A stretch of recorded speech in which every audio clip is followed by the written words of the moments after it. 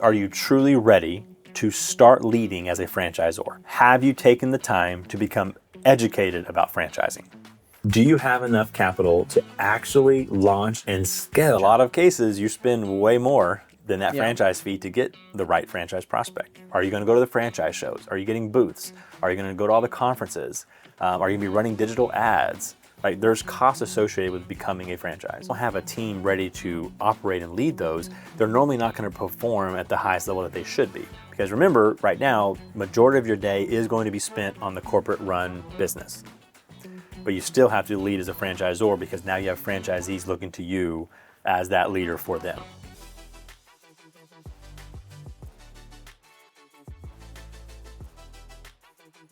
So on the last episode, we talked about the first 5 things to do in order to become franchise ready. Today, we're going to talk about the next set of 5 on what to do and how to prepare to start franchising your restaurant. We've got Kendall here. He's a master in the franchising world. He's done this with smaller brands, with large brands. So Kendall, let's start with a quick recap. What were the first 5 things? And then let's get into the next 5. All right. So first one is why. Yep. Right. Why do you actually want to become a franchise brand? There's got to be some sort of demand or clear reason behind that. 2 is, do you actually have a proven business model? Right. Mm-hmm. Is it proven? Do you have a track record of success? At least 3 to 5 locations operating for at least 3 years. Right. And in each year you have seen growth of some kind. Got you. Yeah. Then the third one is your brand protected? Your trademarks, your recipes, like everything that makes your brand special, is it protected? Can other people actually operate under that brand name and with that logo used? And is there something identified that is your non-negotiable? Got you. And the fourth thing is, do you have clear SOPs? Something that is well documented that the average person could read, understand, and execute. And then the fifth thing is, what kind of support are you going to offer to franchisees? As a franchisor, what is your support structure and what do you want to be known for so that way you can stand out from other franchise brands? Perfect. So amazing start there. Let's go through the next set of topics. So what's the 6th one? Where do we start? So the question 6 is, do you have enough capital to actually launch and scale as a franchise brand? Wait, to franchise, it's going to cost money? Absolutely. It's not free. Yeah, let's get right into it. What are the costs? What am I looking at? And drill into it. I think it's important too to know that these are in a specific order. Because before you know how much money you need, you have to answer those first 5 questions. Because that's going to determine, again, what kind of support you're offering, what you have to invest in to get the model ready.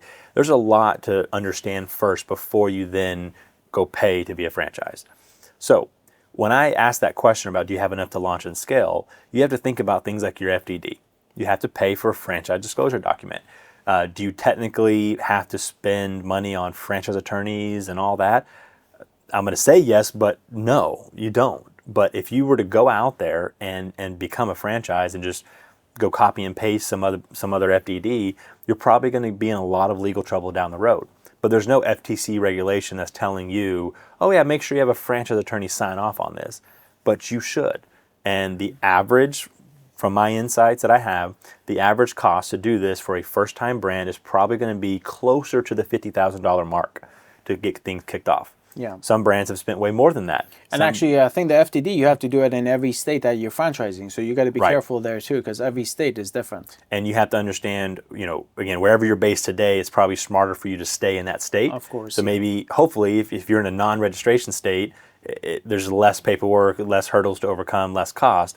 But still, the FDD is going to be the bulk of that, and it is working with a franchise attorney to get it done the right way. And that includes your franchise agreement, at least your sample one. And so that's going to cost some money. The minimum, maybe you get away with 30 grand, right? But regardless, 30 to 50 grand just to get the document that enables you to franchise. And then you need to register it in certain states, which sometimes that costs a few bucks here and there.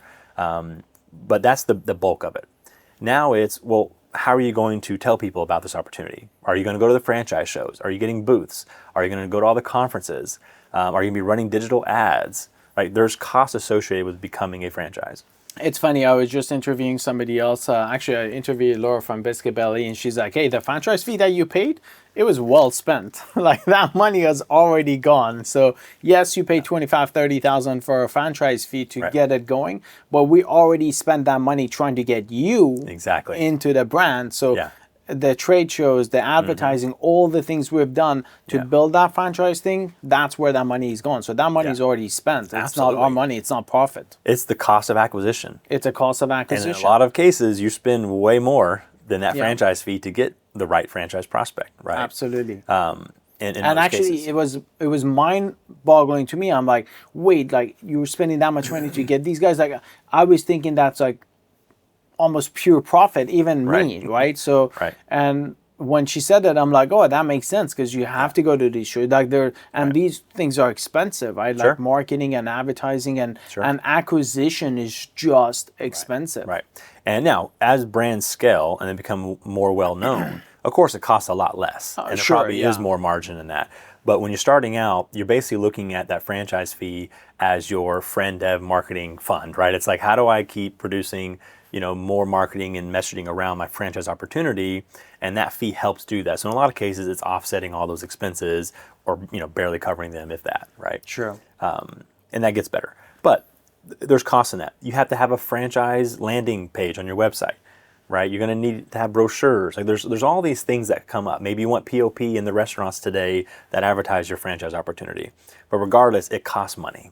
You're most likely going to need a consultant, right? Or some sort of coach to help you get through all these phases and stages, and that costs money. Yeah, and you can do it without it, but I think long story short, like saving time is going to be the way to go. And most people are actually going to look at that, and I used to look at that, be like, hey, I'll just rather do it, but I was undervaluing my own time, and now it's like never. Like it's like, hey, we need to do X, let's go find an expert, let's pay him $300, $400, $500 an hour, and then let's just save $10,000. And I think Alex Hormuzzi had said that it's like, hey, I booked some time with Grant Cardone and I paid him, I don't know, like $100,000 an hour. But he just got on, he's like, and I think Grant Cardone on that side, he's like, hey, he didn't even use the whole hour. He just asked his questions like 45 minutes in. He's like, I'm out. I know what I got to do. I'll be back in 3 weeks, Right. But yeah, just paying somebody with the expertise, the experience is a huge deal because it saves you so much time where it'd be worth a lot more versus you trying to figure it all out. I've been in franchising for over 20 years, and I'm still learning new clauses or certain language that could really damage a franchise in the FDD, right? Or new bills that have been passed, right? Where in certain states you can be affected by a certain aspect. There's so much that you're just not going to know. Right, I just had a call with a franchise attorney last week about some other topic, and in that conversation, she subtly mentioned something that I had no idea about that was going on in the state of California when it comes to franchises. It's just you need someone who is living and breathing all the bills, all the laws, all the regulations to ensure that you are the most set up and protected. Gotcha. So you have to do that, right? An operations manual. Right, we already talked about having clear SOPs, but you need a official franchise operations manual that is going to accompany your FTD when those franchise prospects do their own due diligence. So you can't just send them your recipes today that you might have in a Word doc, right? You need to have an official manual, and that table of contents of that manual has to be in the FTD regardless. So you have to have something official. Some people charge anywhere from 20 to 50 grand as well just to have an operations manual done. I got you. So again, I would never charge that much, but it's pricey to go out there and do these things. And you need a spec manual, you need a construction manual, an NRO manual. You need all these things. And so you have to invest in becoming a franchise. And that's why you got to understand, do you even have enough capital or an investor who can help you do all these things the right way? Makes sense. Okay, great. What's the next topic after? So capital is obviously a huge deal.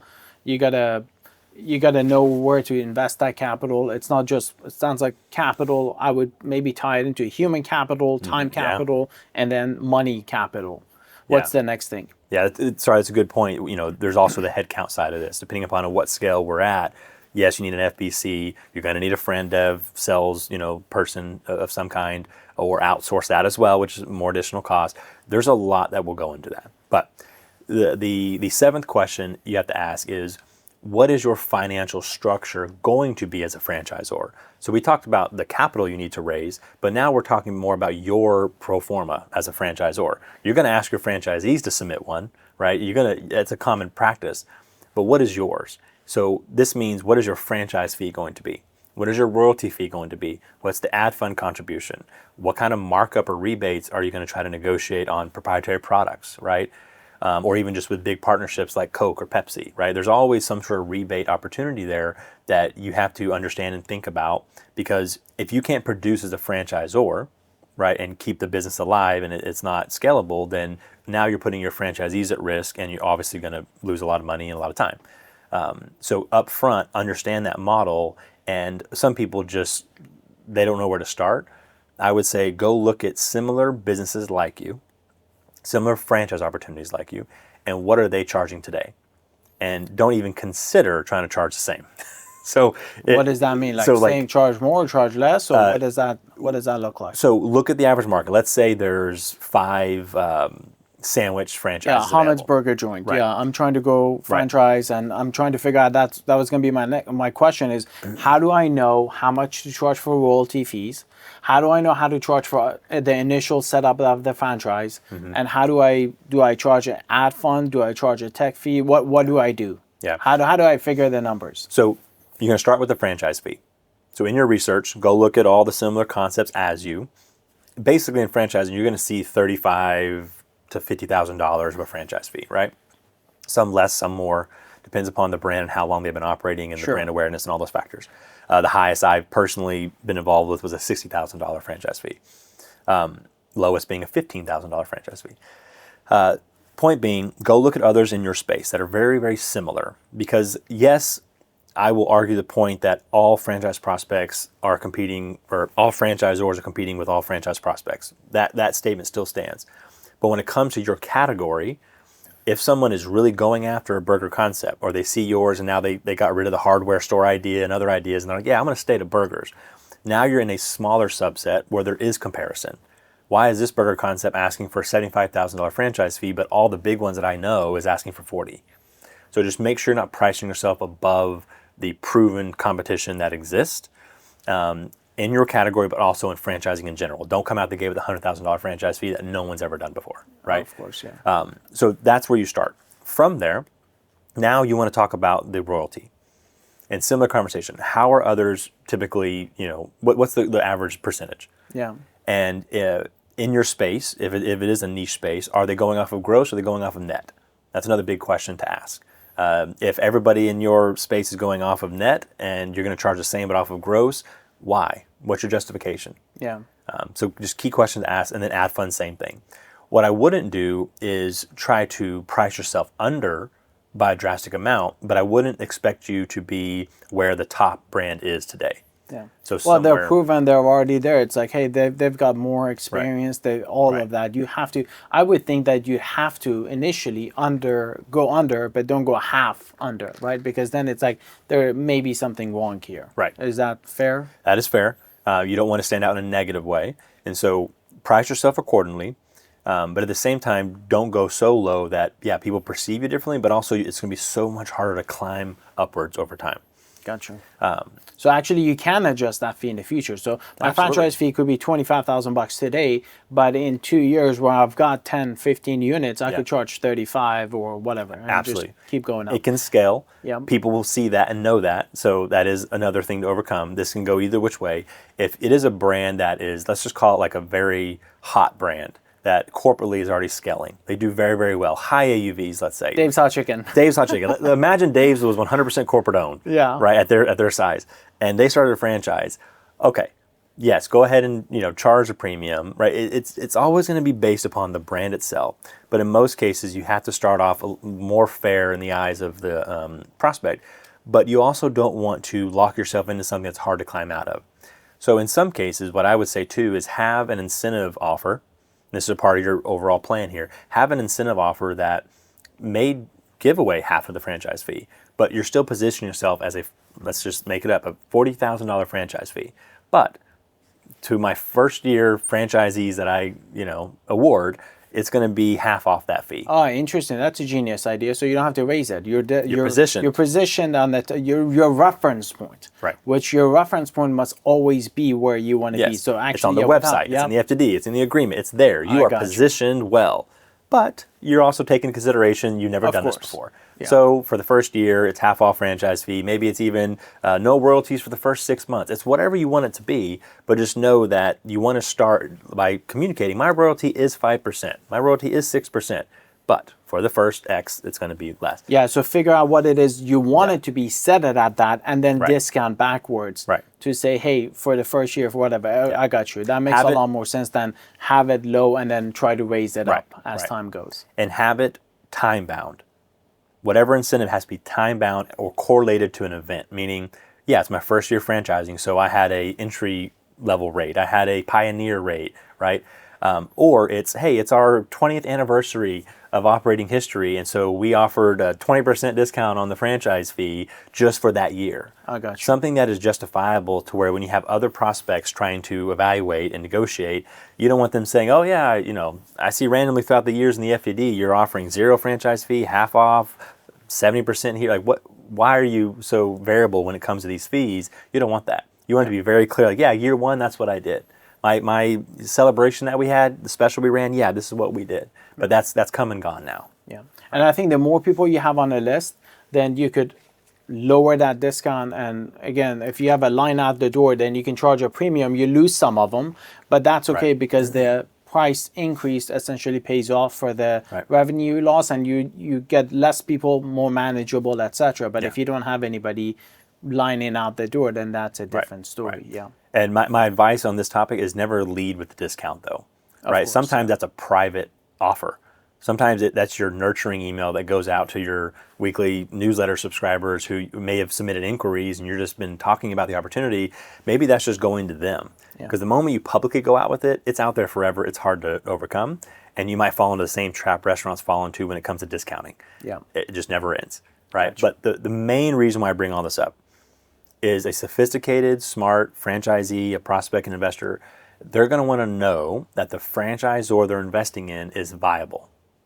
Yes, of course, franchisees want to make money, but they also want to make sure the franchisor is going to be around long enough for them to make that money. Yeah. So if a franchisor is giving out 0 franchise fees, no royalties, and all these offers to get deals done, That's a big red I'm flag. concerned as for the franchisor. Yeah. Is this brand going to sustain my investment or my 10-year franchise agreement, or am I going to be the only one operating and changing the brand name because the brand's gone? Yeah, I So agree. that's the scary part of it all. So you have to think about all this as a franchisor before you launch. Got you. Okay, what's the next topic on the list? This is a huge deal, obviously, but yeah. So the 8th question to ask is a hard one, and usually where most brands start to make their biggest mistakes.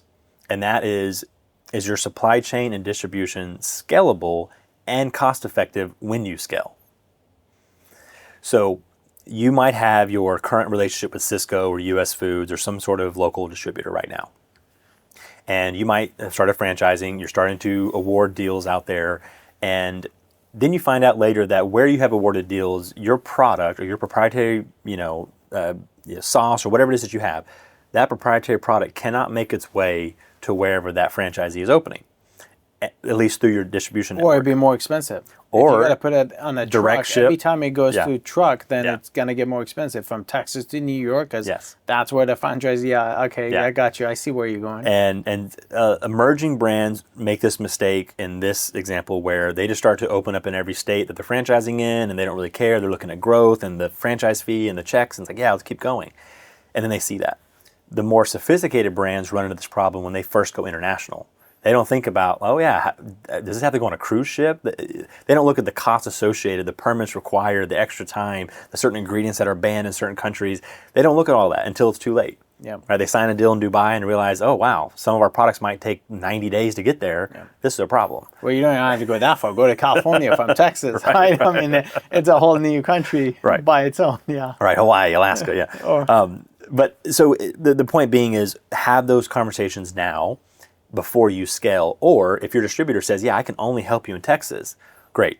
Then we will just max out Texas until the time comes for elsewhere. And we'll entertain other opportunities. We'll consider Kansas and Oklahoma and wherever else. But if you're telling me my pure source of product can't get to a certain place right now until I have certain volume requirements or unit count, then I should stay away from those areas. Yeah, and that's actually a critical thing because I don't think most people will think it all the way through to that. And they'll figure it out after they sold the franchise, which may be a little bit too late because now now you've gone down the path of You're in. potentially construction and Yeah. the whole thing, and you're not going to find that until the restaurant is open. Right. And now here goes your food cost from 30 to 40% or Sure. to 50%, and you're Right. SOL. Yeah. And now, as a franchisee, I'm looking at you as a franchisor.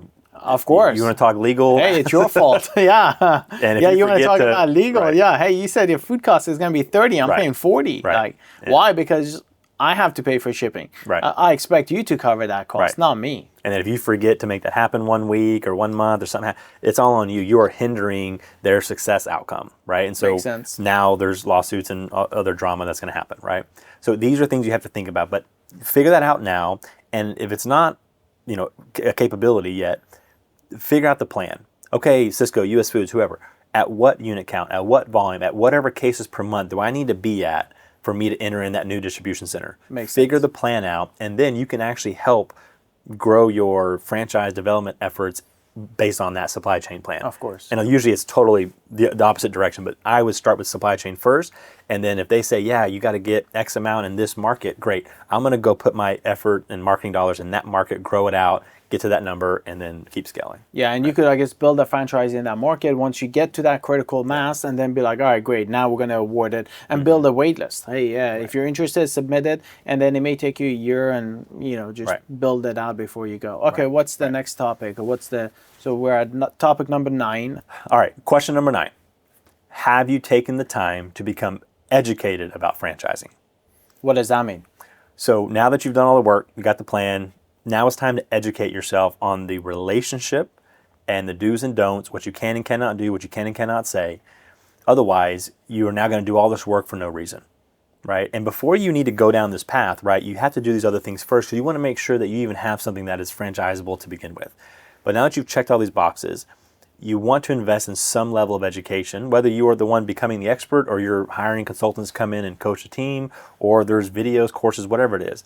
But become educated, because your language, your leadership style, your approach that you currently have with your corporate run operations has to be completely different with your franchise group, operations, franchisees, etc. But the franchisor business is separate from the corporate business.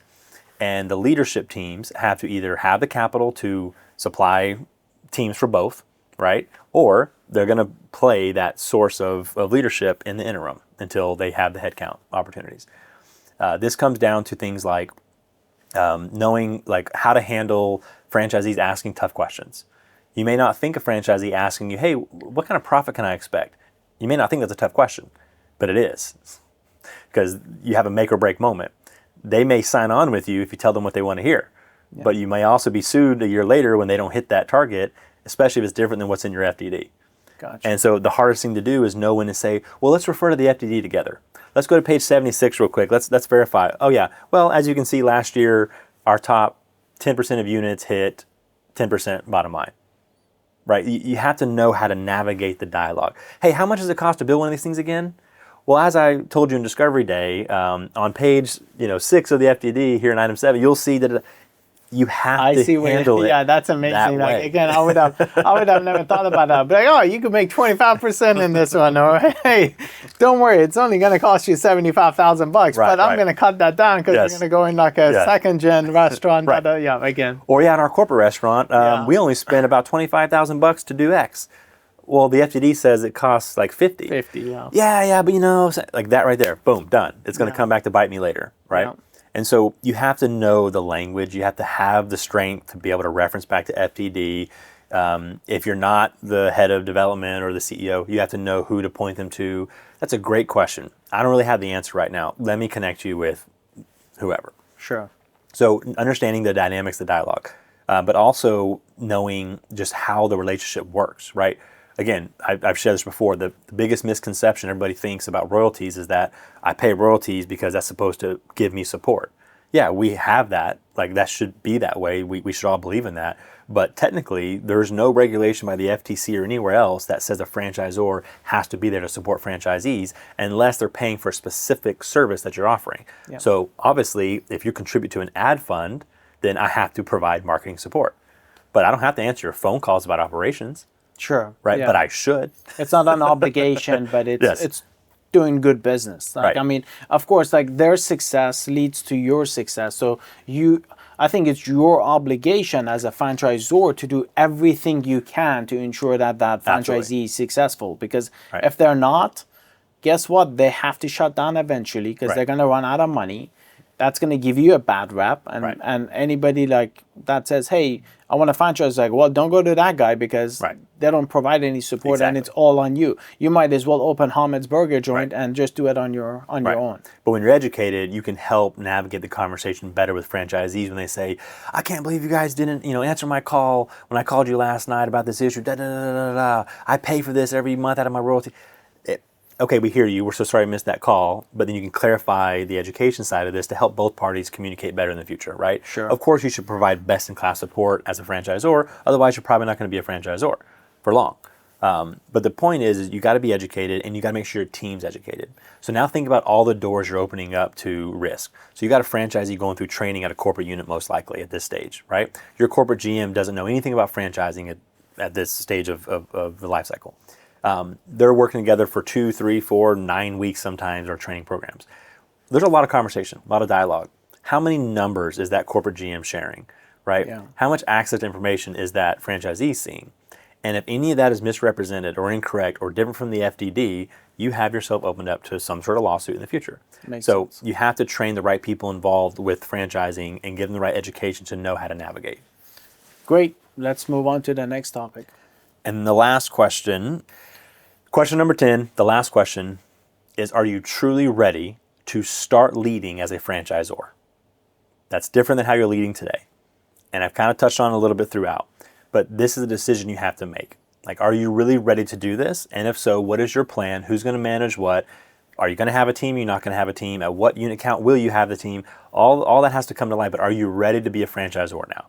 And have you got the right education and training and understanding of how to do that? Because remember, right now, majority of your day is going to be spent on the corporate run business. But you still have to lead as a franchisor because now you have franchisees looking to you as that leader for them in their investment. Well, what does that exactly mean? Like, Yeah. So are you ready to step into that leadership box of protecting and growing somebody else's investment? Doing everything you can to make sure your franchisees are successful and being the person who can hold the hands, right? Be there for step-by-step processes all the way from, the day they sign through the day they open and beyond, understanding all that's required in the middle of that. And at some point, the bigger question is, are you going to be a best-in-class franchisor? Are you going to be a corporate operator? Or are you going to do a hybrid of both?